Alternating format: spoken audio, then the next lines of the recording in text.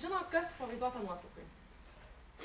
Ar turit kažkokių spėjimų, nes greitai, nes mūsų laikas eina? Čia būna tas toksai, kur muštis naudoja.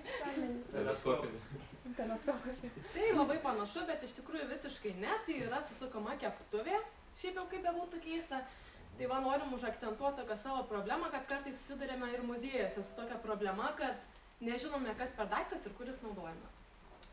Dar mes savo problemą norime išreikšti per patirtį savo, nes mes lankėmės muziejuje ir vaikščiojome, tyrinėjome eksponatus ir matome, tyrinėjome ir šiek tiek pasigedome mes informacijos apie tos eksponatus, nes vis tiek žiūri ir galvoji, kam jis buvo naudojamas, gal kokią legendą, įdomų faktą turėjo tas daiktas, bet apie jį buvo tik tai tekstas, pavadinimas ir tiek. Vėliau mes į muziejų atėjome su gidu ir jisai mums atsakė visus mūsų klausimus iškilusius ir buvo tikrai daug didesnis efektas, patikėkite, ir iš muziejaus išėjome ne tik pamatę, bet ir daug sužinoję.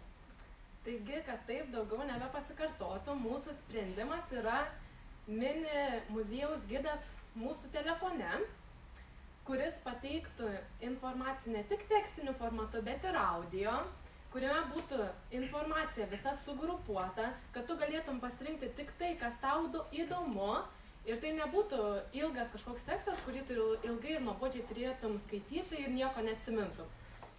Taigi, toliau norim pateikti savo tą pradinį variantą. Tai mes galim pateikti tokį pradinį variantą, kad būtų šiek tiek paprasčiau, išsirinktume vieną eksponatą, reitinį skrydį per Atlantą su lėktuvu Lituanika, ir tame mūsų telefone turėtų būti tokia programėlė, kur viršuje matome piktogramos kelias, kur galime pasirinkti, kad galėtumėm nueiti interneto puslapį.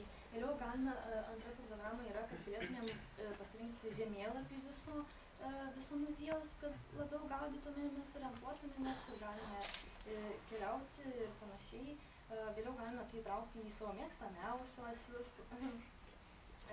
Ir apie patį, kas eksponatą yra, tai tarkim mes galime pasirinkti informaciją, kurią patys norime skaityti, kurią patys norime sužinoti ir tiesiog viską prasifiltruoti. Pavyzdžiui, tarkim, kaip pavyzdį, paimkim, pasirinkime lėktuvo techninę informaciją. Pusę minutę. Man buvo įdomu.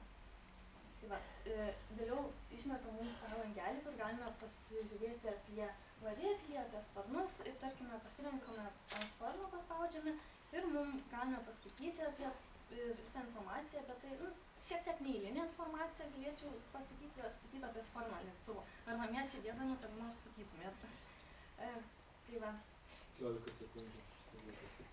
Tai kadangi mums vis primena, kad mūsų laikas spaudžia, tai norėtume dar įvardinti savo naudą, tai muziejai taptų modernesni, inovatyvesni, tai pritrauktų didesnį lankytojų srautą, todėl ir lankytojai išeitų labiau patenkinti ir tas patenkinimas ir poreikių atsirastų vien dėl to, kad tu neturėtum kažkur grūstis prie eksponato, tu paskaitytum tik tai, kas tau įdomu, norimų greičiu, tu neturėtum skubėti ir bėgti ten visai paskui gidą.